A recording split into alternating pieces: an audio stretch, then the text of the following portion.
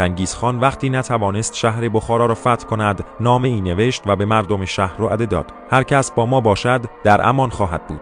اهل بخارا دو دسته شدند، گروهی تصمیم به مقاومت گرفتند و گروهی دیگر به امید نجات تسلیم شدند. چنگیزخان به آنانی که تسلیم شده بودند نامه دیگری نوشت: با مخالفانتان بجنگید، هر غنیمتی به دست آورید از آن شماست و فرمان روایی شهر را هم به شما می‌دهم. آنها پذیرفتند و جنگ خونی میان مردم شهر در گرفت. در نهایت آنانی که همراه چنگیزخان شده بودند پیروز شدند. اما درست پس از پیروزی چنگیزخان دستور داد همه آنان را خلع سلاح کنند و سر از تنشان جدا کنند. یکی از افراد از چنگیز پرسید: چرا با آنها چنین کردی؟